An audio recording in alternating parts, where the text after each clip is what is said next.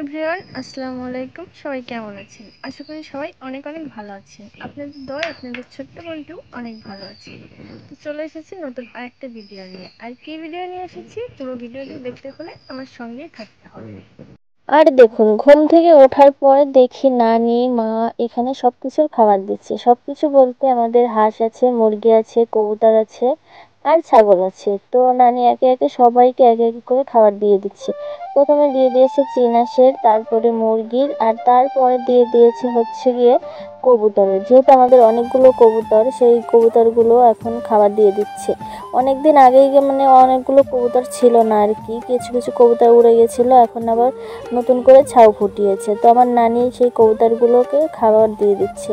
আর বেশিরভাগ আমাদের বাড়িতে এই কবুতরগুলো বেশি ভালোবাসে আমার আব্বু। সে আর যাই কিছু করুক বা না করুক, আগে কবুতরের খোঁজটা নেয়।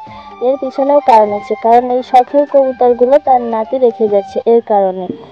আর এই দেখুন একটু বিকাল পড়েছে, আর তো অমনি আমার ম্যাডাম চলে এসেছে আমাদের বাসায়, কারণ আমার বোন আমাদের বাড়িতে এসেছিল, তো তার কাছে মূলত আসা।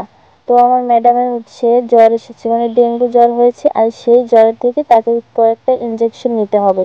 যেহেতু আমাদের এখান থেকে হসপিটাল অনেক দূরে, যাতায়াত করতে অনেক খরচ পড়ে যাবে, যে এই কারণে যেহেতু লোক আছে দেওয়ার, এর কারণে আর যায় না, সে সোজাসুজি আমার বোনের কাছেই চলে যায়। আর এখানে আমার ম্যাম আমাকে একটা কথা বলেছিল, যে কথাটা শুনে আমার মনটা গেল 2 দিন অনেক খারাপ ছিল। আমার ম্যাম আমাকে বলেছিল যে এই ইঞ্জেকশনটা আমার তোর কাছ থেকে নেওয়ার খুব ইচ্ছা ছিল। হয়তো তখন আমি ম্যামের সামনে মুচকি হাসি দিয়ে সরে এসেছি, কিন্তু আমার ভিতরের কষ্টটা আমি তাকে কখনোই বুঝতে দেইনি।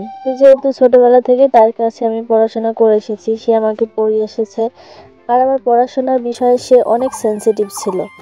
এই কারণে আমি তাকে কিছু বলিনি, কারণ আমার জীবনটা একটু অন্যরকম ভাবে ঘুরলেও ঘুরতে পারতো, কিন্তু যেহেতু ঘোরেনি, আল্লাহও চাইনি, আমিও চেষ্টা করিনি, কোনো দিক থেকে হয়তো কমতি ছিল, এর কারণে যাক, ওই বিষয়ে আমি এখন কোনো কথা বলতে চাই না।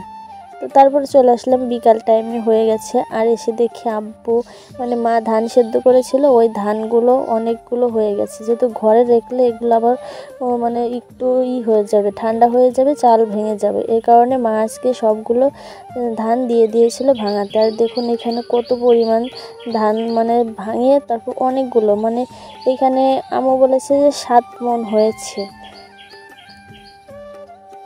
তো সেই সবগুলো আব্বু ভাঙিয়ে নিয়ে এসেছে, এখন সবগুলো আবার এই যে বারান্দা ভর্তি করে ছাড়িয়ে দিচ্ছে, কারণ এগুলো অনেক গরম আছে, তো আর গরম অবস্থাতে রাখলে ধানগুলো মানে নষ্ট হয়ে যেতে পারে। তো আমার ভিডিওটি কেমন লাগলো সবাই অবশ্যই কমেন্ট করে বলবে, আর যারা এখনও সাবস্ক্রাইব করেননি অবশ্যই সাবস্ক্রাইব করে দেবেন, পাশে থাকা বেল আইকনটি চেপে দেবেন, যাতে আমার ভিডিও ছাড়ার সাথে সাথে আপনাদের ফোনে নোটিফিকেশন চলে যায়। সবাই ভালো থাকবেন, সুস্থ থাকবেন, আল্লাহ হাফেজ।